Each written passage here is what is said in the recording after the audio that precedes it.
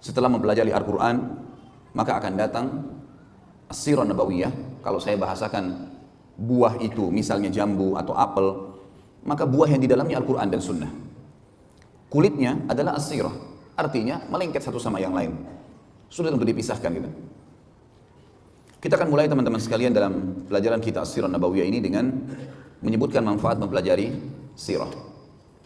Yang pertama, ma'rifatun Nabi sallallahu alaihi wasallam.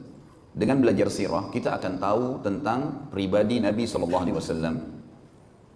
Bukan hanya sekedar selama ini kita baca buku kemudian kita mengetahui oh Rasulullah sallallahu alaihi wasallam bersabda begini, hukumnya ini begini. Bukan cuma sekedar itu. Tapi kita akan lihat nanti bagaimana dari beliau masih bayi, anak-anak, kemudian remaja, kemudian masuk ke masa pernikahan. Ini semua fase sebelum kenabian. Belum jadi nabi. Kemudian sampai akhirnya ada keturunan, anaknya meninggal, suka duka dalam perdagangan, menghadapi masyarakat, safar. Ya. Kemudian baru kita masuk ke masalah penobatan kenabian dan prosesi setelah itu dalam 23 tahun sisa umur beliau. Setelah umur 40 tahun dinobatkan jadi nabi, 13 tahun fase Mekah semuanya dengan cobaan, sedikitnya orang yang beriman. Gitu. Yang beriman dengan 13 tahun berdakwah di Mekah itu hanya 153 orang dari sekian ribu orang, 13 tahun berdakwah. Bagaimana suka dukanya sehingga para dai bisa mengambil pelajaran. Kita juga bisa mengambil pelajaran, ternyata Nabi SAW manusia biasa. Beliau makan, beliau minum, beliau tidur, beliau senang, beliau sedih, beliau menghadapi suka duka kehidupan. Dan itu semua manfaatnya adalah agar kita menjadikan beliau sebagai suri tauladan, tinggal mudah, ciplak hidupnya baginda Nabi SAW akan selamat. Semuanya, cara makannya, tidurnya, berpakaian, bergaul, berumah tangga, berekonomi, berpolitik, segala macam hal kita akan bahas panjang lebar dalam masalah as-sirah nabawiyah ini.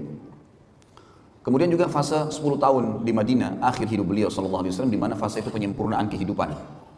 Penyempurnaan kehidupan. Sebagaimana sering saya bahasakan kepada teman-teman kita di zaman sekarang, banyak di antara ikhwat dan akhwat semangat sekali ingin supaya ada negara yang berbasis Islam. Tapi mereka mengkhayal di satu sisi, kalau akan ada seorang presiden doktor dari Madinah misalnya, atau seorang yang hafal Quran, atau mungkin ulama, semua menterinya ulama, maka tidak akan ada pelanggaran agama di negara kita. Ini keliru sekali. Tahu kenapa keliru teman-teman sekalian? Karena ada orang yang merupakan pimpinan kita dan utusan Allah telah dijadikan pelajaran oleh Sang Pencipta 10 tahun kehidupan beliau di Madinah. Kehidupan Madinah ada 4 golongan manusia yang hidup di zaman Nabi SAW. Yang pertama adalah orang-orang kafir. Kita tahu di Madinah ada 3 suku Yahudi. Qainuqa, Nadir, dan Quraidah. Qainuqa, Nadir, dan Quraidah. 3 suku ini yang sekarang banyak, di antaranya yang banyak menyebar di seluruh dunia termasuk di Israel ini. 3 suku ini Nabi SAW berinteraksi dengan mereka. Ada transaksi jual beli, ada juga transaksi utang piutang Nabi SAW dengan beberapa pendeta. Ada dakwah Nabi SAW mengajak mereka masuk Islam. Setelah masuk Islamnya salah satu dari mereka namanya Abdullah bin Salam. Nanti akan kita jelaskan semua itu. Kemudian kisah bagaimana pada saat kiprah beberapa orang Yahudi yang masuk Islam akhirnya terbunuh mati syahid di perang Uhud, yang banyak orang tidak mengetahui gitu kan. Kemudian juga bagaimana Nabi SAW akhirnya mengusir mereka dari Madinah karena pengkhianatan mereka. Maksudnya apa? Walaupun pemerintah kita semuanya ulama, dari presiden, wakil presiden, menteri, segala macam, tetap ada interaksi dengan orang kafir teman-teman sekalian. Ada orang kafir yang dikenal dengan kafir zimmi dan ada yang kafir harbi. Nanti akan saya jelaskan itu di poin setelahnya nanti, di poin mempelajari sirah dan bagaimana Nabi SAW bermuamalah dengan mereka. Intinya ada orang kafir di Madinah dan Nabi SAW interaksi sama mereka. Jangan lupa kisah anak muda Yahudi yang sakit keras lalu Nabi SAW menjenguknya untuk mengucapkan syahadat dan anak itu syahadat. Artinya sampai boleh menziarahi, mendatangi rumah seorang kafir untuk mengajak mereka masuk Islam. Ada interaksi. Yang kedua, ada kaum munafikin. Ada orang-orang munafik di Madinah. Dan pimpinannya siapa namanya? Abdullah bin Abi Salul. Abdullah namanya. Namanya bagus nggak? Hah? Mana suaranya orang Balikpapan? Abdullah. Tapi pimpinan orang munafik. Dipastikan kekal di api neraka, meninggal dalam kemunafikannya. Jangan heran, di zaman kita sekarang ada orang namanya Muhammad, namanya Ahmad, namanya Yusuf, tampil di televisi, tampil di media, membenci Islam. Kenapa harus heran? Di zaman Nabi SAW ada orang munafik nggak? Namanya siapa? Abdullah. Ambil pelajaran, ini dari sirah diambil nih. Pelajaran pengalaman hidup. Artinya, walaupun pimpinan kita semuanya ulama, akan ada orang munafik di tengah-tengah mereka, karena kita tidak lebih baik dari Nabi SAW.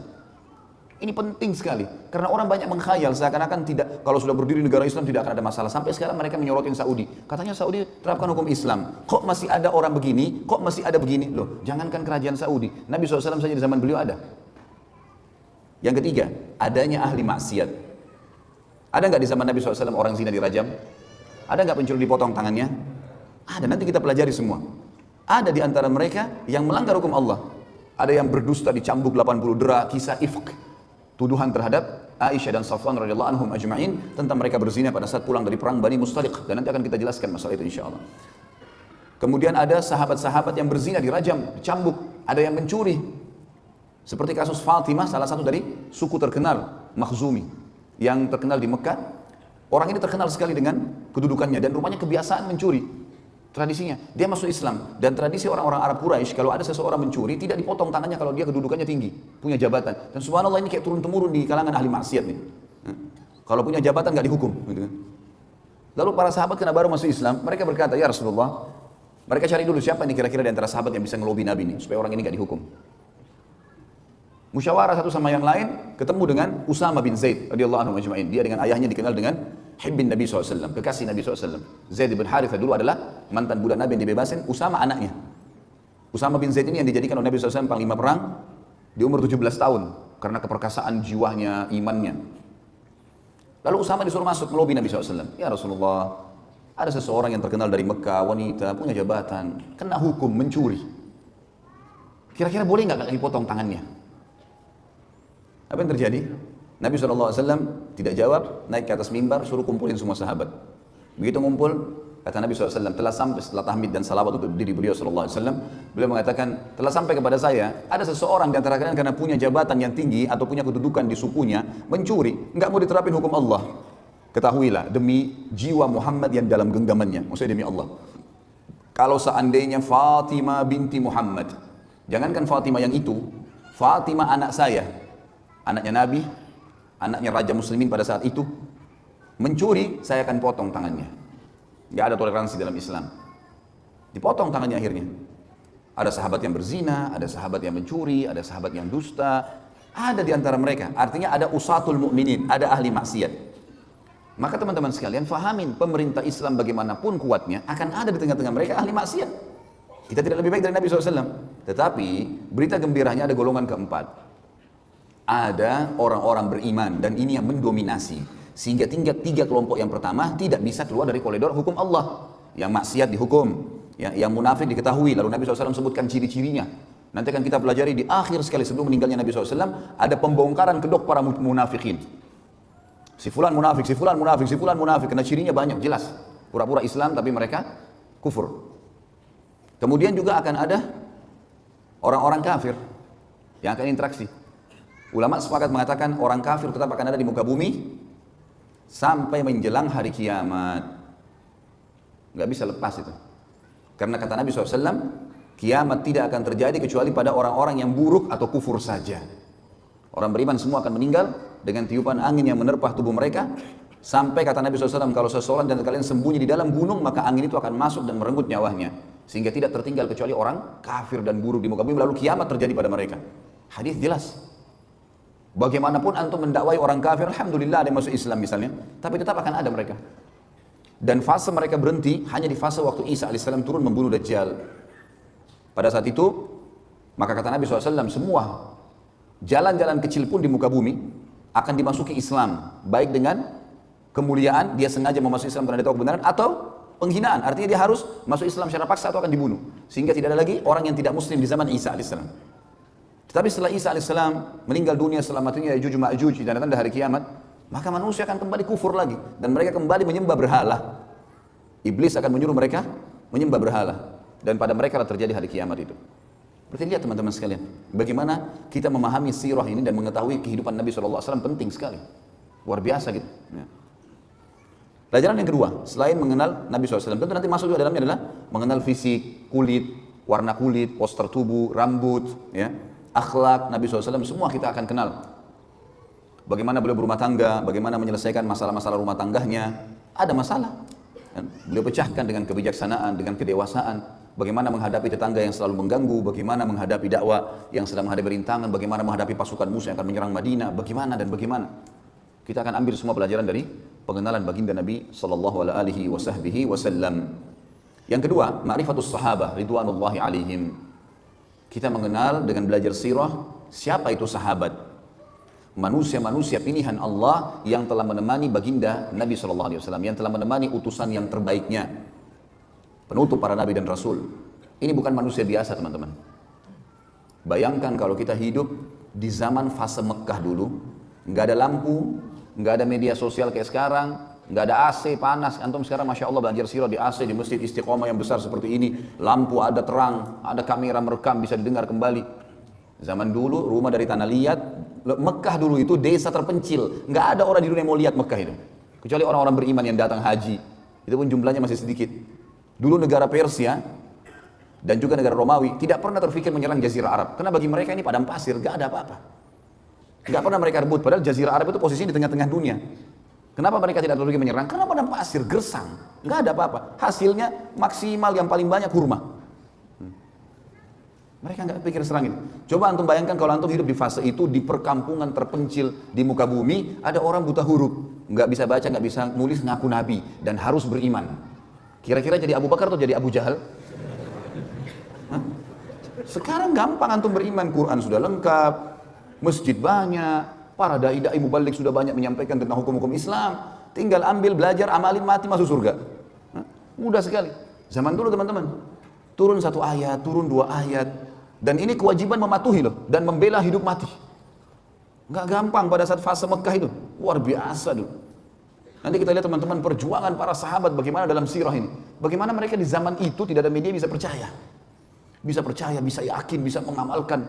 Wajar itu, muhajirin dan ansar. Allah janjikan dan jamin buat mereka surga. Demi Allah pantas untuk mereka. Pantas.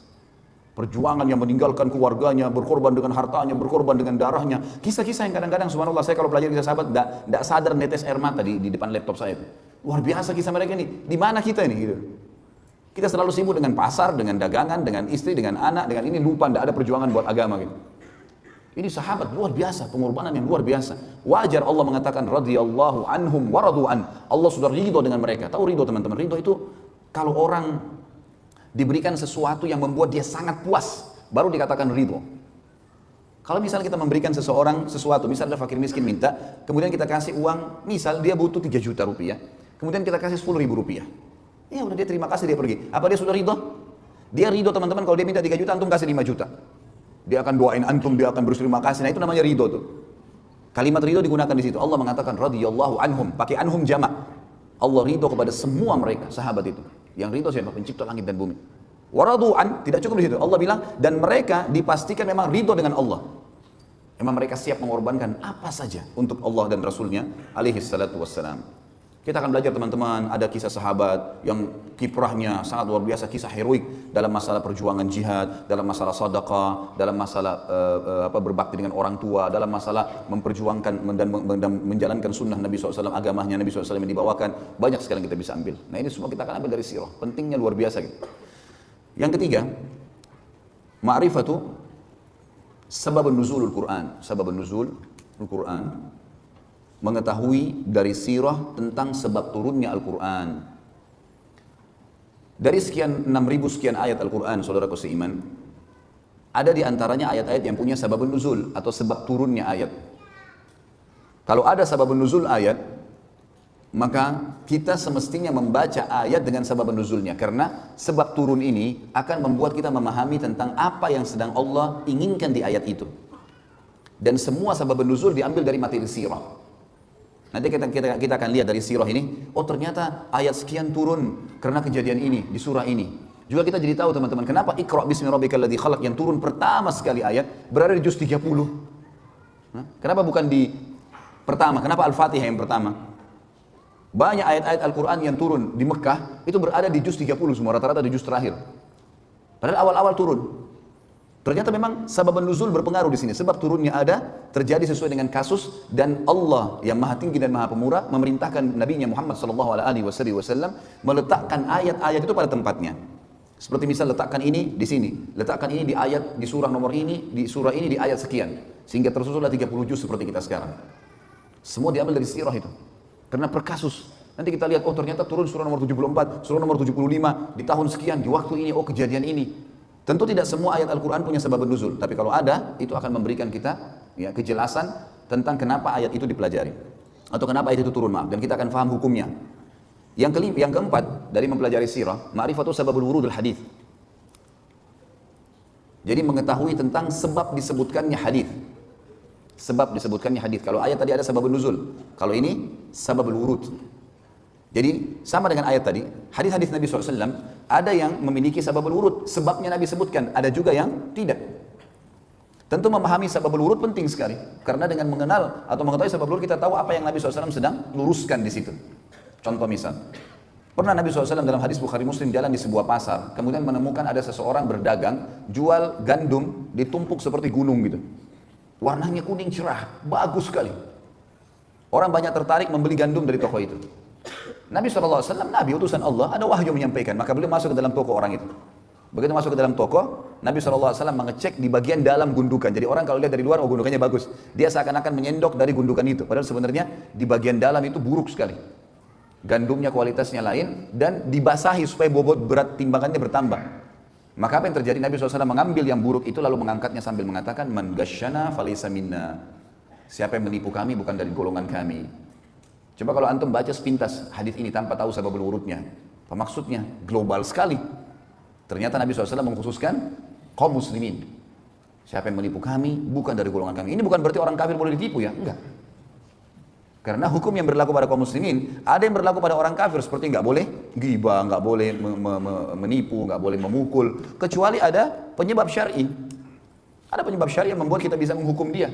Itu pun yang menghukum biasa pemerintah atau mungkin dia tiba-tiba menyerang kita secara pribadi dan seterusnya. Ada hukum syar'i sendiri. Yang kelima, mempelajari sirah juga akan memberikan kita informasi ma'rifatul kuffar wal munafiqin. Kita akan mengetahui tentang keadaan orang kafir dan orang-orang munafik. Siapa sih orang kafir di mata Rasulullah SAW ini? Sehingga jangan sampai seperti ada sebagian kelompok Islam sekarang, vonis kafir ini, vonis kafir itu. Semua orang dianggap kafir kalau tidak segolongan sama dia. Ini keliru sekali. Dari mana ini? Ada penyebab, gitu kan? Sampai saya bahas ada di YouTube teman-teman sekalian, Nawaqidul Iman, pembatal keislaman.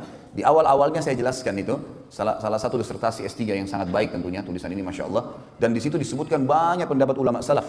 Ya, ulama sahabat tabi'in yang menjelaskan kepada kita tentang tidak bolehnya vonis kafir kecuali orang yang sudah jelas tervonis kafir sesuai dengan indikasi yang telah disampaikan oleh Nabi SAW di zaman beliau. Orang jelas-jelas murtad tinggalkan agamanya misalnya. Kalau orang hanya melakukan satu perbuatan, yang perbuatan itu kayaknya menuju kepada kekafiran, maka tidak akan terjadi padanya kecuali sudah ada hujjah. Sudah ada argumentasi sampai ke dia. Mungkin dia tidak tahu. Nabi SAW tidak spontanitas menyuruh seseorang memvonis ini pasti kafir. Contoh misal hadis yang sahih menjelaskan perilaku Usamah radhiyallahu anhu pada saat membunuh seorang lawan duelnya. Terjadi peperangan, dipimpin oleh Amr bin As radhiyallahu anhu majma'in menyerang satu suku Arab yang mau menyerang Madinah. Berhasil menang. Rupanya ada satu orang ngolok-ngolok sahabat mau melawan tapi sedikit melawan lari. Oleh Usamah dikejar. Begitu ketemu duel sama Usamah adalah orang yang kuat gitu. Begitu duel kalah orang ini. Orang ini tadinya menyerang Usamah dengan pedang dengan kekuatan. Usamah tangkis, berhasil akhirnya Usamah menjatuhkan pedangnya. Begitu sudah itu pedangnya, Usamah angkat pedang, mau ditebas nih orang kafir ini. Dia mengatakan asyhadu an la ilaha illallah wa anna Muhammad Rasulullah. Orang kafir syahadat. Usamah mau tebas berhenti. Ini syahadat. Tapi tadi dia mau bunuh saya nih. Dibunuh sama Usamah. Udah. Para sahabat simpang siur. Ini perilakunya Usamah gimana? Diingatin Usamah. Hai Usamah, dia syahadat. Gimana caranya kau bunuh? Jelas tadi dia hampir bunuh saya. Kalau saya tidak tangkis, saya sudah dibunuh sama dia. Berarti syahadatnya hanya takut lihat pedang. Udah simpang siur nih. Pulang ke Madinah. Tiba di Madinah, diceritakan kepada Nabi SAW. Ya Rasulullah, begini kejadiannya. Apa kata Nabi SAW? Wahai Usamah, dipanggil. Kenapa kau bunuh dia? Ya Rasulullah, tadinya begini dan begitu. Tangkis-tangkisan, serang-serangan, saya akan dibunuh. Kalau saya tidak tangkis, sudah ditebas leher saya sama dia. Kemudian pada saat pedangnya jatuh, dia syahadat. Asyhadu an la ilaha illallah Rasulullah. Maka dia syahadat karena dia takut lihat pedang saya. Apa kata Nabi SAW? Asyaqaqta an qalbi. Apa kau belah dadanya, hai Usamah, sampai kau tahu dia benar atau tidak? Usamah diam. Nabi SAW ulangi. Asyaqaqta an qalbi. Apa kau belah dadanya sampai kau tahu dia benar atau tidak? Nabi SAW ulangi terus sampai kata Usamah, saya berharap mati masuk di kuburan, gak keluar lagi. Karena beratnya kalimat itu. Gitu kan? Diulangi terus oleh Nabi SAW. Apa kau belah dadahnya sampai kau tahu dia benar atau tidak? Terus diulangi. Artinya apa teman-teman? Hukumnya hukum zahir. Kalau kelihatan orang itu syahadat, kita nggak bisa buat apa-apa. Hukumnya. Kalau ada lagi indikasi setelahnya dia lakukan kekufuran, dia nyatakan lagi murtad misalnya atau apa, itu lain. Tapi kalau enggak, lihat bagaimana Nabi SAW bermuamalah dengan orang yang seperti ini. Gitu kan. Ada juga orang-orang kafir yang Nabi SAW hadapi sesuai dengan keadaan. Ada yang Nabi SAW sengaja suruh bunuh. Seperti kasus Abu Rafi', salah satu pimpinan Yahudi yang selalu menghina Islam. Dibunuh oleh Nabi SAW, disuruh. Salah satu sahabat bernama Abdullah bin Abi Atik radhiyallahu anhu pergi ke sana lalu membunuhnya. Gitu kan. Ini memang luar biasa, setiap ada suku yang menyerang Madinah dibiayai sama dia. Setiap ada penyair yang menghina Nabi SAW, agama Islam, Allah, dibiayai sama dia. Setiap ada penyanyi, penari menghina-hina Islam sambil menari, dibiayai sama dia. Orang ini menyerang Islam dari belakang. Nabi SAW mengatakan, siapa yang bisa mengamankan urusannya Abu Rafi' ini? Kata Abdullah bin Abi Atik, saya Rasulullah. Maka kemudian dia pergi ke sana sama temannya beberapa orang, masuk ke benteng berhasil membunuh Abu Rafi', gitu kan. Dan ini ada kisah sendiri tentunya nanti akan kita sampaikan insya-Allah. Dan ini saya sampaikan juga di ceramah tentang salah satu judul ceramah itu kekasihku Rasulullah, aku mencintaimu, gitu kan. Yang baru tabligh akbar di Makassar dan di Surabaya kemarin menjelaskan banyak mukjizat Nabi SAW, diantaranya perilaku dia terbunuhnya Abu Rafi' ini ada ibrah dan pelajaran yang besar. Gitu. Jadi ada orang-orang munafik yang dihadapi dengan cara dibunuh, ada orang-orang munafik, ada orang kafir dihadapi dengan cara bunuh, ada orang kafir dihadapi dengan cara didakwahi, ada orang kafir dihadapi dengan cara ya diterima zahirnya dan seterusnya. Ada ajaran dari Nabi SAW. Begitu juga orang munafik. Jangan teman-teman, begitu kita tahu orang ini mungkin indikasi kemunafikan ada padanya, kan Nabi SAW mengatakan ya, tanda-tanda orang munafik 3, riwayatnya dikatakan 4, sampai dia meninggalkannya, baru hilang sifat kemunafikan. Kalau dia berkata selalu dusta, kalau dia diberikan amanah, berkhianat, kalau dia berjanji, dia ingkari, dan yang keempat adalah, kalau dia berdebat, maka dia curang. Sekarang berapa banyak orang Islam di Indonesia yang cirinya 4 ini ada semua padanya? Hah? Saya nggak bilang di masjid ini ya, banyak orang. Ada orang subhanallah tiap hari dusta. Udah kayak nggak ada nilainya. Cuma kita sulit bedain mana yang benar, mana yang salah nih. Makanan dusta, pakaian dusta, kerja dusta, semua dusta. Apa yang bisa dipercaya nih? Sama istrinya, sama suaminya dusta terus. Apa ini? Tanda-tanda kemunafikan. Tapi bagaimana caranya kita vonis dan bagaimana bermuamalah? Kan kata Nabi SAW, pastikan dia munafik tulen sampai dia tinggalkan. Berarti ada jalan keluar. Kalau dia taubat, dia tinggalkan, keluar dari munafikan, gitu kan?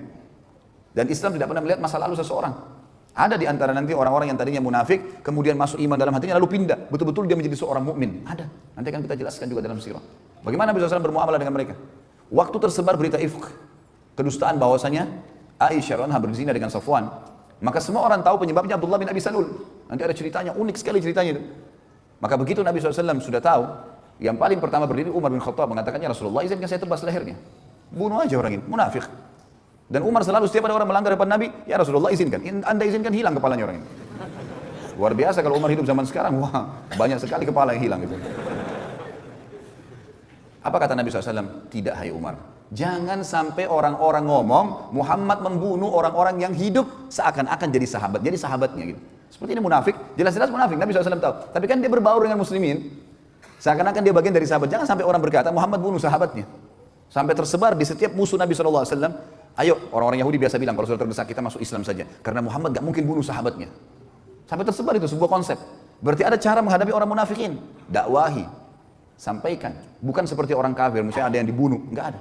Kecuali ada penyebab-penyebab syarikat. Dia berzina, dirajam, atau dia misalnya membunuh, maka dia dibunuh dan seterusnya. Jadi ada metode cara menghadapinya. Dan sirah mengajar kita dengan sangat detail.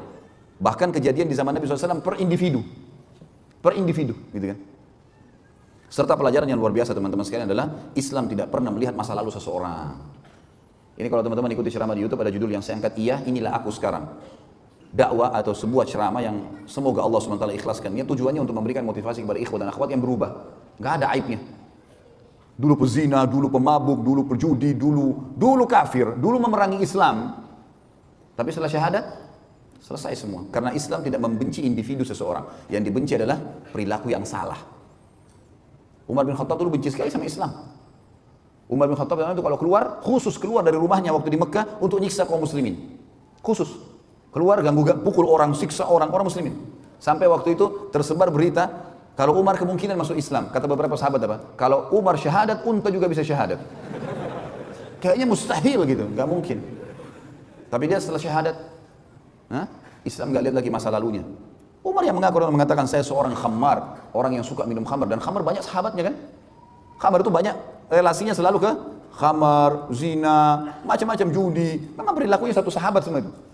Sama antum kalau hadir majelis ilmu, sahabatnya masjid, ya, sahabatnya Quran, sahabatnya kitab, memang begitu.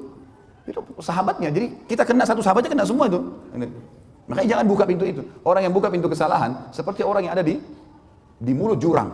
Jangan coba-coba. Sekali tergerincir susah keluar. Kecuali mendaki, susah. Maka jangan coba-coba. Sementara keimanan dan jalan amal soleh ini semuanya jalan lurus, enak. Jalan mulus sampai mati. Nikmatin makan, minum, tidur segala macam. Setelah itu mati masuk surga. Abadi selamanya. Jadi ada metode menghadapi mereka. Dan yang terakhir teman-teman yang kena mempelajari sirah adalah ma'rifatu dinul haniful Islam. Mengetahui tentang agama yang mulia Islam ini. Dari awal kisahnya. Dari awal turun wahyu pertama, wahyu yang kedua, yang ketiga, bertahap. Selama 23 tahun. Itu yang kita pelajari dalam sirah. Bagaimana proses agama Islam dari nol sampai akhirnya menjadi agama sekarang yang terbesar pengikutnya. Kalau orang betul-betul yang menganut Islam ini teman-teman sekalian karena dalam hatinya, dia tidak akan tinggalkan sampai mati. Karena dia sudah tahu ini kebenaran. Maka kita akan lihat nanti historinya 23 tahun semuanya bagaimana Islam itu sempurna. Inilah kurang lebih 6 poin manfaat mempelajari sirah. Tentu kalau ada poin-poin lain mungkin keterbatasan saya sebagai manusia biasa. Saya cuma menyusun di tulisan saya 6 poin ini. Dan insya Allah mudah-mudahan ini sudah saya berharap dengan izin Sang Pencipta Allah yang Maha Pemurah untuk menjadikannya sebuah poin yang sudah menjadi pelajaran buat kita dan cukup untuk membuat kita ya termotivasi untuk mempelajari sirah dan juga menganggap atau mengetahui dan menyadari sirah itu sangat penting. Kemudian kita masuk teman-teman ke sirah kita. Tentu saya tidak akan memulai dari sejarah Nabi Muhammad SAW. Saya akan jauh memulai sebelumnya. Kita akan mulai dari sejarah Mekah. Dari mana asalnya kota ini? Dulunya tidak ada di situ apa-apa. Padang pasir, lembah. Kemudian kita akan masuk ke kisah kota Mekah, kisah Zamzam, kisah pembangunan Ka'bah. Ada poin di situ. Kemudian ada masuk Islam, masuknya agama Yahudi di Jazirah Arab. Kemudian masuknya agama Nasrani di Jazirah Arab. Kenapa ada orang Arab tapi beragama seperti agama Yahudi? Kenapa ada orang Arab tapi agamanya seperti agama Nasrani? Orang-orang Arab tapi Nasrani sampai sekarang di Syria di mana-mana ada. Kok bisa? Gitu kan? Maka ada nanti kisah-kisah bagaimana masuknya dua agama properti ini ke Jazirah Arab. Kemudian kita akan jelaskan juga ada kisah pasukan gajah, Abraha, siapa itu Abraha, dari mana dia, kisahnya bagaimana dia masuk ke Yaman, bagaimana kenapa dia termotivasi menyerang Ka'bah, kejadian yang terjadi setelahnya, pelajaran-pelajaran besar yang kita ambil.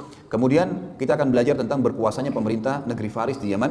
Ini kurang lebih subjudul 1. Jadi poin A di tulisan saya. Satu persatu akan kita bahas tentunya. Ini mungkin butuh beberapa kali pertemuan tentunya. Dan nanti akan ada lanjutan poin B-nya tentang masalah fase lahirnya Nabi SAW, kejadian-kejadian sebelum beliau lahir, tanda-tanda pada saat beliau lahir, apa saja, kemudian masa kecilnya, masa anak-anak, masa bayi, masa anak-anak, kasus masalah menyusui dengan Halimah Sa'diyah dan seterusnya pelajaran-pelajaran yang kita ambil dari situ sampai masa beliau masuk menikah dengan Khadijah, dengan proses perdagangan dan seterusnya, kemudian interaksi dengan manusia, penyampaian tentang beberapa pendeta-pendeta Nasrani tentang kebenaran risalah beliau sebelum beliau menjadi Nabi. Kemudian baru masuk fase kenabian. Baru kemudian masuk masalah fase kenabian dan segala macam hal yang lengkap berhubungan dengan masalah itu, peperangan-peperangan perjuangan Nabi SAW di Mekah, peperangan-peperangannya setelah di Madinah dan seterusnya sampai akhirnya ditutup dengan meninggalnya baginda Nabi SAW. Baik, kita akan masuk teman-teman sekalian kisah kota Mekah dan kisah Zamzam serta pembangunan Ka'bah. Tentu kita akan mulai dari manusia terbaik yang dikenal juga manusia yang terbaik di kalangan manusia, tapi di kalangan para nabi tentunya, walaupun beliau adalah kakek kesekian Nabi SAW, tetap saja Nabi SAW manusia terbaik. Ya. Karena beliau mengatakan, Nabi SAW mengatakan, Ana sayyidu walad Adam yaumal qiyamah. Saya pimpinan anak Adam pada hari kiamat, wala fakhr, dan tidak ada kesombongan di situ. Berarti walaupun ya, Ibrahim alaihissalam yang akan kita sebutkan kisahnya, kakek kesekian Nabi SAW, juga tetap saja beliau terbaik di kalangan semua manusia karena dikenal dengan Khalil. Tetapi Nabi SAW tetap walaupun cucu kesekian adalah lebih baik di posisi ya di sisi Allah SWT daripada ayah atau kakeknya kesekian ini.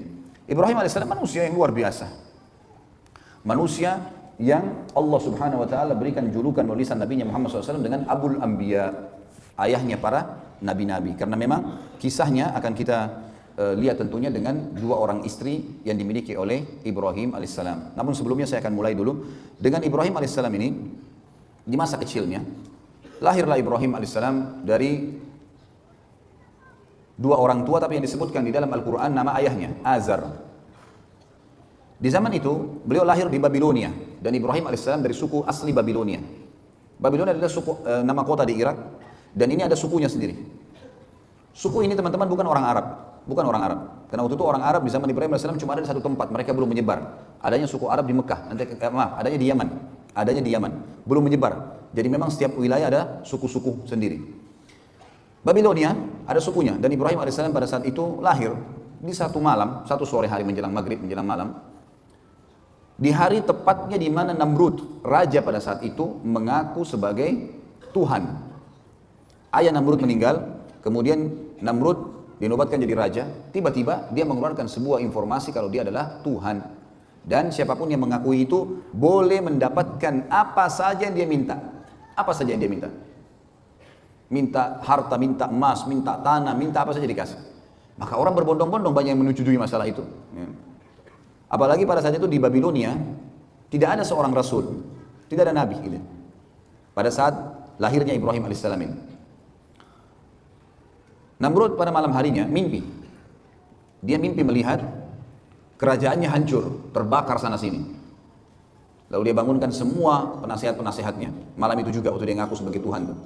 Apa takwil mimpi ini? Kok bisa saya mimpi seperti ini? Mereka semua mengatakan kami nggak tahu. Sampai ada satu orang yang akhirnya mengatakan, wahai Namrud, kemungkinan malam ini di Babilonia ada anak yang lahir laki-laki yang akan menghancurkan kerajaan Anda. Namrud lalu mengeluarkan sebuah instruksi yang aneh. Dia mengatakan kalau begitu semua anak laki-laki yang lahir di negeri ini malam ini bunuh. Azar, salah satu penasihat Namrud, ahli membuat patung, datang di istana Namrud, kemudian dia tahu informasi atau instruksi Namrud ini. Dan dia tahu istrinya baru melahirkan malam itu, sore itu Ibrahim alaihissalam. Maka datanglah Azar ke rumahnya mengatakan kepada istrinya, bawalah Ibrahim ini ke hutan supaya Namrud tidak membunuhnya. Ringkas cerita, dibawalah Ibrahim alaihissalam ke sana. Kemudian setelah dibawa teman-teman sekalian ke hutan, berjalan waktu itu umur Namrud sekitar 30 tahun. Terus saja Namrud mengumandangkan tentang masalah dia Tuhan dan terus saja gitu kan. Sampai umur dia 40 tahun. Maaf, sampai umur dia 70 tahun. Dan pada saat itu Ibrahim alaihissalam berumur 40 tahun. Dinobatkan jadi nabi. Pergilah Ibrahim alaihissalam waktu diutus, hari pertama diutus oleh Allah sang pencipta menjadi nabi. Dengan cara umum tentunya, setiap nabi-nabi biasanya didatangi oleh Jibril alaihissalam. Kemudian mengatakan kalau kau adalah utusan Allah, lalu diberikanlah firman-firman Allah kepadanya. Ibrahim alaihissalam pada saat itu, saudaraku seiman, datang ke tempat ibadahnya masyarakat Babilonia. Ada sebuah kuil besar dibuat. Kemudian Ibrahim alaihissalam berkata kepada orang-orang di sekitarnya pada saat dia masuk ke tempat ibadah itu yang mereka lagi kebetulan duduk di situ, kemudian mereka melihat ya atau memberikan sesajen, memberikan segala macam. Ibrahim alaihissalam ada riwayatnya yang mengatakan sebelum tiba di tempat ibadah itu ada banyak patung-patung di pinggir jalan. Kemudian dia berkata kepada patung-patung di pinggir jalan itu, kenapa kamu dianggap sebagai Tuhan? Gitu kan? Lalu tidak ada sautan. Kemudian Ibrahim alaihissalam mengambil batu dan melempar wajahnya patung itu. Ternyata juga sama, tidak ada reaksi sama sekali. Karena kita sudah tahu patung tentunya tidak akan bisa bergerak, ya. Tidak akan bisa bergerak. Jadi jelas sekali dilempar sama batu tidak, didatangi oleh Ibrahim AS, dipukul di sekitarnya tidak juga bergerak. Ya. Yang jelas teman-teman sekalian, dengan penolakan, dengan Ibrahim AS melihat itu tidak ada apa-apa. Yang sebelumnya pada saat dia dinobatkan jadi nabi, itu dia sempat kejadian ini yang membuat Allah menobatkan jadi nabi. Dia duduk di hutan, kemudian dia melihat ke bulan di malam hari. Dia mengatakan siapa ya Tuhan saya? Kayaknya ini Tuhan saya nih. Gitu. Lalu kemudian ditunggu sama dia sampai pagi. Dia sempat menunggu ada suara kah, ada obrolan, tidak ada. Besok pagi terbit matahari lebih besar. Lalu dia mengatakan ini kayaknya Tuhan saya, ini lebih besar. Gitu. Kemudian juga ditunggu sama dia sampai terbenam mataharinya hilang. Kemudian dia mengatakan kalau begitu ini semua bukan Tuhan. Dan saya mengatakan saya menyerahkan diri kepada Tuhan yang Maha Esa dan Maha Tinggi agar ya memberikan kepada saya petunjuk. Maka akhirnya Allah Subhanahu Wa Taala menjadikan dia atau diberikan dia kenabian. Baik, ringkas cerita teman-teman sekalian, datanglah Ibrahim alaihissalam kemudian bertemu dengan tempat ibadah yang dibuat oleh Namrud. Dan sampai sekarang tentu kalau teman-teman ketik di Google tentang masalah peninggalan Namrud di Babilonia, akan ada gambar-gambar, banyak sekali gambar-gambar peninggalan istanahnya, puing-puingnya, tempat pembakaran Ibrahim alaihissalam, banyaklah. Ya. Ibrahim alaihissalam mendakwai yang paling pertama ayahnya. Begitu datang, dia bertemu dengan ayahnya, didakwahi kaumnya. Allah menyebutkan dalam masalah itu dalam Al-Quran, surah Al-Anbiya. Surah nomor 21 ayat 52 sampai 73. Surah Al-Anbiya surah nomor 21 ayat 52 sampai 73. A'udzu billahi minasyaitonir rajim. Idz qala li abihi wa qaumihi ma hadhihi at-tamathil allati antum laha 'akifun. Qalu wajadna aba'ana laha 'abidun. Qala laqad kuntum antum wa aba'ukum fi dhalalin mubin. Qalu ajitana bil haqqi am anta minal la'ibin. Qala bar rabbukum rabbus samawati wal ardi alladhi fatarahunna wa ana ala dhalikum minasy syahidin wa tallahi la akidanna asnamakum ba'da an tuwallu mudbirin. Sampai sini teman-teman saya berhentikan dulu dan akan kita lanjutkan ayatnya. Jadi ayat 52 sampai ayat 57 sampai ayat 57 dulu. Kurang lebih terjemahnya kata Ibrahim alaihissalam, ingatlah kata Allah ketika Ibrahim berkata kepada ayahnya dan kaumnya, apa nih patung-patung yang sedang kalian sembah? Mereka berkata, inilah yang kami temukan yang disembah oleh ayah-ayah kami. Kemudian kata Ibrahim alaihissalam, ketahuilah apa yang sedang kalian lakukan ini dan ayah-ayah kalian adalah sesuatu yang sesat, salah ini. Lalu kemudian mereka berkata, apakah kamu datang membawa kebenaran atau kau hanya sekedar datang untuk mengganggu kami? Maka Ibrahim AS mengatakan, Tuhan kalian adalah yang menciptakan seluruh langit dan bumi, pemiliknya, pengawasnya, pengurusnya, dan saya termasuk saksi atas itu. Saya akan memberikan kalian bukti-bukti. Dan kalau kalian tidak mau percaya, maka saya akan menghancurkan dan melakukan tipu daya terhadap Tuhan-Tuhan kalian ini. Ceritanya adalah Ibrahim AS masuk menemui ayahnya bersama dengan kaumnya lagi masuk ke dalam sebuah ma'bad, sebuah tempat ibadah yang dibuat mirip dengan piramida Mesir, Fir'aun, tapi piramida agak mengerucut kotak ya, seperti kotak lah batu-batu itu. Kalau ini enggak manjang, kayak bangunan manjang ke belakang, sampai sekarang masih ada tentu. Tangganya banyak ke atas. Di atas itu ada sebuah ruangan itu ditaruh patung-patung yang banyak sekali, gitu. Di antaranya patung Namrud. Dan mereka selalu tiap hari datang berikan sesajen, mohon-mohon, diberikanlah nama nih dewa api, dewa matahari, dewa bulan, dewa apalah, segala macam dewa-dewa nama mereka. Kemudian pada saat itu yang selalu membawa sesajen hanya orang penjaga kuil, tidak boleh yang lain. Kalau orang lain maka akan kualat. Ibrahim AS datang pada hari di mana beliau dinobatkan jadi Nabi dan temukan ada ayahnya di situ bersama kaumnya sedang menyembah. Ibrahim AS langsung naik kemudian mendekati patung yang memang pada saat itu dikasih tinggi, ditinggikan tempatnya naik tangga, naik ke atas. Tidak ada yang berani naik ke atas sana kecuali penjaga kuil saja karena keyakinan mereka kalau didekatin patung-patung ini maka akan kualat. Akan putus kakinya, akan putus tangannya, akan stroke badannya, akan segala macam hal. Akhirnya Ibrahim AS datang kemudian mengajak ngobrol patung itu. Mengatakan, hai yang dianggap Tuhan oleh masyarakat Babilonia. Apa kau tidak marah? Pada saat Ibrahim AS mengambil sesuatu sesajen di situ. Maka tidak ada sautan. Saya mengambil sesajenmu. Orang semua lagi lihat. Lalu Ibrahim AS mengucapkan 2 kali sampai 3 kali tidak ada jawaban. Lalu diambil sedikit di situ potongan makanan lalu dilempar ke wajahnya patung itu. Jatuhlah ya buah atau makanan tersebut. Kemudian tidak ada sautan. Karena kita tahu patung tidak akan bicara. Kata Ibrahim AS, hai yang dianggap Tuhan oleh masyarakat Babilonia. Apa kau tidak bisa melawan saya? Kau tidak marah karena saya lempar kamu dengan sesajenmu sendiri? Nggak ada sautan, 2 kali nggak ada sautan, 3 kali nggak ada sautan. Mungkin biar jutaan kali tidak akan ada sautan tentunya.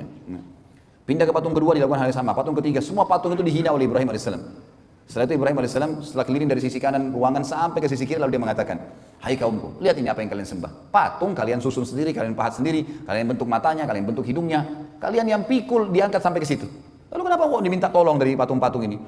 Yang telah menciptakan adalah kalian, Tuhan kalian Allah yang menciptakan langit dan bumi. Maka mereka diam, mereka tidak mau. Lalu Ibrahim mengatakan, saya pasti akan lakukan tipu daya terhadap patung-patung kalian ini. Apa tipu daya Ibrahim? Ayat 5, 8-nya berlanjut. فَجَعَلَهُمْ جُذَاذًا إِلَّا كَبِيرًا لَهُمْ لَعَلَّهُمْ يَرْجِعُونَ قَالُوا مَنْ فَعَلَ هَذَا بِآلِهَتِنَا إِنَّهُ لَمِنَ الظَّالِمِينَ قَالُوا سَمِعْنَا فَتًى يَذْكُرُهُمْ يُقَالُ لَهُ إِبْرَاهِيمُ قَالُوا فَأْتُوا بِهِ عَلَى أَعْيُنِ النَّاسِ لَعَلَّهُمْ يَشْهَدُونَ قَالُوا أَأَنْتَ فَعَلْتَ هَذَا بِآلِهَتِنَا يَا إِبْرَاهِيمُ قال بل فعله كبيرهم هذا فاسألوهم إن كانوا ينطقون فرجعوا إلى أنفسهم فقالوا إنكم أنتم ظالمون ثم نكسوا على رؤوسهم لقد علمت ما هؤلاء ينطقون قال أفتعبدون من دون الله ما لا ينفعكم شيئا ولا يضركم أف لكم ولم تعبدون من دون الله أفلا تعقلون. Sampai sini teman-teman, sampai di ayat ya, 67 ya. Ayat 67 saya terjemahkan dan saya hubungkan dengan kisahnya. Maka pada saat itu kaumnya keluar dari ruangan ibadah tadi, tinggalkan Ibrahim AS. Kata Ibrahim, sebentar, kalau kalian tidak mau dengar apa yang saya sampaikan, saya ini utusan Allah pencipta langit dan bumi dan saya akan sampaikan kepada kalian. Kalian tetap mau sembah berhala, saya akan lakukan tipu daya loh. Mereka tinggalkan, tidak mau dengar Ibrahim AS. Sempat bimbang tapi mereka tinggalkan. Ibrahim AS keluar cari kampak dan masuk menghancurkan patung-patung itu. Dipotong kepalanya, potong tangannya, potong kakinya, dihancurin semuanya. Dan Ibrahim AS membiarkan patung yang paling besar, patungnya Namrud ada di tengah-tengah ruangan. Enggak diganggu sama sekali. Tapi ada patung ular, patung singa, dipotong kepalanya, ditaruh di pahanya patung Namrud. Kampaknya juga ditaruh di tangannya patung Namrud. Maka besok pagi pada saat mereka mau beribadah lagi, mereka temukan tempat ibadah mereka hancur semuanya. Dan pada malam hari pada saat Ibrahim AS menghancurkan, penjaga kuil ada. Tapi penjaga kuilnya ketakutan. Karena dia sendiri yakin ini kualat, kalau dekatin patung itu kualat. Bisa stroke, bisa terpotong tangannya. Apalagi hancurin ke Ibrahim. Ini luar biasa Nabi Ibrahim AS. Maka dia tidak berani buat apa-apa, takut dia. Besok pagi orang-orang yang menyembah ditanya dia, kenapa ini? Siapa yang buat ini? Penjaga kuilnya nyaut, yang tadi malam tuh Ibrahim, gitu kan? Itu yang Allah katakan di sini. Kan? Maka Ibrahim menghancurkan semua. Juzadzan illa kabira. Jadi memang Ibrahim AS menghancurkan lebur semuanya kecuali yang paling besar, patungnya Namrud, agar mereka sadar Lalu mereka berkata, siapa yang membuat ini kepada Tuhan-Tuhan kami? Penjaga kuil mengatakan, kami mendengar dan yang kami tahu adalah yang tadi malam itu, Fatan itu dianggap anak muda, ya, yang semalam, yang bernama Ibrahim. Maka mereka berkata, datangkanlah Ibrahim itu di depan orang-orang semuanya, agar mereka bisa menyaksikan dan mendengarkan argumentasinya, kenapa dihancurin. Maka begitu datang, mereka tanya, hai Ibrahim, apakah kau yang lakukan ini pada Tuhan-Tuhan kami? Maka Ibrahim berkata, bukan. Ibrahim mengatakan, qala bal fa'alahu kabiruhum. Kenapa tanya saya? Tanya patung yang paling besar itu yang pegang kampak. Gitu kan. Tanya kalau dia bisa ngomong. Gitu. Maka mereka kembali ke diri mereka sendiri, lalu mereka mengatakan, sesungguhnya kalianlah yang zalim. Setelah mereka dengar, pikir benar ya. Kata Ibrahim, coba lihat, kalau memang dia bisa buat apa-apa, maka dia yang melakukan. Kalau kalian yakin dia tidak bisa melakukan, lalu kenapa kalian menganggap dia sebagai Tuhan? Karena kebetulan waktu itu semua patung dewa ini, mereka anggap di bawah patungnya Namrud. Namrud adalah Tuhan, di atas Tuhan-Tuhan semuanya. Paling kuat. Kemudian mereka kembali ke diri mereka, kata Allah. Setelah itu mereka, salah satu yang mengatakan, kayaknya kita yang zalim nih, kita yang salah. Kemudian mereka menundukkan kepala-kepala mereka, dan akhirnya Ibrahim menunggangi untuk berdakwah. Kata Ibrahim, bukankah kalian lihat patung-patung ini tidak bisa ngomong sama sekali? Famanukisu ala ru'usihim laqad alimta ma haula yantiqun. Kalian tahu ini tidak bisa ngomong sebenarnya. Kemudian Ibrahim mengatakan, apakah kalian menyembah selain daripada Allah yang tidak bisa memberikan manfaat dan mudarat kepada kalian sedikit pun? Sungguh kecelakaan dan terhina perbuatan kalian karena kalian menyembah selain Allah, sementara mereka, apakah kalian tidak berakal?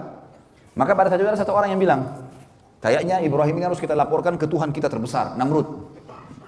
Kata Ibrahim, gak usah repot-repot, saya ke sana. Pagi hari, waktu itu sudah pagi. Namrud ini punya tradisi teman-teman sekalian, setiap pagi dia selalu duduk, setelah rapi, habis mandi, bersih segala, ada tirai yang ditaruh antara dia dengan pengikutnya, lalu diangkat tirai tersebut, ternyata orang-orang begitu lihat dia sujud semua, lalu mengatakan, wahai Tuhan kami yang agung Namrud. Gitu. Begitulah ceritanya. Maka pada saat itu teman-teman sekalian, Ibrahim AS masuk bersama bondong-bondong manusia, begitu tiba di dalam, semua orang diangkat tirai, semua orang sujud kepada Namrud kecuali Ibrahim AS. 40 tahun Namrud disujuti dan tidak pernah orang bangkang kecuali pada saat itu. Namrud tanya, siapa kamu nih? Kok bisanya kau tidak sujud dengan saya? Ibrahim AS utusan Allah. Dia nggak pakai ngomong, bukan mengatakan hai Raja Namrud, apalagi Tuhan Namrud gitu kan. Panggil namanya, hai Namrud. Belum pernah orang berani panggil Namrud begini gitu. Semua orang yang lagi sujud angkat kepalanya. Ini unik ini. Tidak pernah orang begini. Dia mengatakan, wahai Namrud, dari mana kau ngaku Tuhan? Kamu manusia biasa seperti saya, seperti kami semua. Punya dua mata, punya dua tangan, punya dua kaki. Kamu juga sama dengan kami, lahir dari bayi, anak-anak, remaja, tua. Seperti sekarang, kau juga akan mati. Yang menghidupkan dan mematikan adalah Allah, Tuhanku dan Tuhanmu, dan Tuhan semuanya. Namrud waktu itu tidak mau kalah. Namrud mengatakan, baiklah Ibrahim, kalau kau ngaku Tuhanmu itu bisa menghidupkan, mematikan, saya juga bisa. Mau bukti? Kata Ibrahim, iya. Baik. Tangkap, disuruh pengawalnya, tangkap dua orang laki-laki yang lewat depan istana. Ditangkap dua orang. Yang satu disuruh pergi, dikasih hadiah macam-macam, pergilah. Kemudian yang satu disuruh bunuh, mati di tempat. Kata Namrud, lihat, saya menghidupkan dan saya mematikan. Ini kan kebodohan, karena orang yang disuruh pergi sudah hidup sebelumnya. Tapi akal-akalan dia. Dia mengatakan apa? Ini saya menghidupkan dan saya mematikan. Jibril alaihissalam datang menyampaikan kepada Ibrahim, ini orang ini percuma, diajak dialog di dunia, di bumi, dia akan terus cari akal. Tantang di langit sekalian. Kata Ibrahim alaihissalam, wahai Namrud, Tuhanku dan Tuhanmu Allah. Dan Tuhan segala satunya memindahkan matahari setiap hari dari timur ke barat. Apa kau bisa? Maka terdiamlah Namrud, tidak bisa ngomong. Allah mengatakan, nanti kita bacakan ayatnya, fabuhital ladzi kafar. Maka orang kafir itu terdiam, tidak bisa bicara. Karena jengkel, dia bilang pada pengawal-pengawalnya, tangkap, penjarakan Ibrahim ini, penjarakan. Musyawarah, kira-kira apa jalan keluarnya? Saya mau bunuh Ibrahim, tapi saya nggak mau mati biasa, harus mati yang spektakuler, yang besar, yang membuat tidak ada lagi orang yang membantah ketuhanan saya. Musyawarah demi musyawarah sampai muncul akhirnya ide untuk membakar. Karena bakar adalah cara membunuh yang paling menyakitkan. Dari pertama dibakar sampai mati kan tetap sakit gitu. Dibuatlah api dengan biaya yang besar, Namrud kerahkan semua kekuatan sampai terbuat api. Dalam sebuah riwayat Bukhari disebutkan, kalau burung lewat dan kena asap uapnya, asap itu walaupun tinggi, tiba-tiba sudah terpanggang. Karena besarnya gitu, api itu panas sekali. Setinggi kurang lebih istana Namrud 40 siku ke langit. Ini sekitar 17 sampai 20 meter tingginya. Setelah itu Ibrahim AS dikeluarkan lalu kemudian dibakar.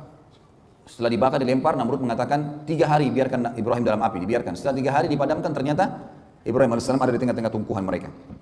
Setelah itu Ibrahim AS ya, diselamatkan oleh Allah. Lalu Namrud pun pulang ke istananya, orang semua bubar dalam kondisi bingung, kok bisa Ibrahim, manusia mana nih, dibakar tidak mati, gak mungkin gitu kan. Dan tersebar berita ternyata Tuhan kita Namrud tidak bisa membunuh Ibrahim karena Ibrahim dibela sama Tuhannya. Jadi Tuhan Ibrahim lebih kuat. Namrud pulang ke istananya, kemudian dia bingung, sambil mabuk-mabukan, gimana jalan keluarnya nih. Dan memang subhanallah orang-orang kafir sering dikasih oleh Allah kesempatan untuk melakukan satu hal yang maksimal, tapi nanti akhirnya ya, Allah batalkan dengan hal yang kecil. Seperti Namrud sekarang sudah biayai berapa banyak mahalnya api tersebut, biayanya besar, kerahkan tenaga dan tidak ada lagi cara membunuh yang lebih hebat daripada api yang besar. Sekarang kalau dibakar gak mempan, kira-kira ditebas pedang mempan gak? Atau dilempar batu? atau dipatahin tulangnya, udah nggak bisa, kena api aja nggak bisa buat apa-apa sama dia. Gitu. Maka Namrud pun besok paginya kedatangan, diutus oleh Allah padanya seekor lalat, yang lalat itu masuk ke lubang hidungnya. Gitu kan. Awalnya tentu Namrud ini dia didekati oleh lalat sampai dia capek. Lalat ini selalu datang, ribut dekat kupingnya. Kayak kita kalau lagi ribut dekat kuping lalat, usir datang lagi. Bingung juga gimana cara lawannya tuh. Setiap Namrud mau ngamuk marah, lalatnya pergi, nanti kembali lagi. Sampai dia teriak-teriak prajuritnya, bunuh lalat ini, gak ada yang bisa lawan. Lalat mau dilawan dengan apa? Dengan 1000 otot. Dengan sebilah pedang yang tajam, gak ada yang bisa lawan lalat gitu. Dengan kuasa Allah, lalatnya datang ribut dekat kupingnya, pergi lagi. Sampainya Namrud dari pagi sampai malam, kecapean dia. Kena capek dia duduk di singgasananya. Waktu dia duduk, dia mau ngantuk, mau tertidur, lalatnya masuk di lubang hidungnya. Terus sampai ke otaknya, 3 hari, nggak keluar-keluar. Dipukul-pukul, dia teriak-teriak, nggak bisa apa-apa. Zaman sekarang mungkin masih bisa orang pakai operasi. Zaman dulu nggak ada operasi. Salah belah mati kan gitu. Dan ini Tuhan mereka. Akhirnya setelah 3 hari nggak makan, nggak minum, nggak buang air besar, nggak buang air kecil, mati Namrud. Begitu dia jatuh, istri anaknya semua, dayang-dayangnya semuanya, perdana menteri, penasihatnya, orang-orang yang dekat dengan dia ngakuin dia sebagai Tuhan. Ini selalu sujud tiap hari. Itu lihat sendiri lalat keluar dari hidung Namrud dan tersebar berita Namrud Tuhan kita dibunuh oleh lalat.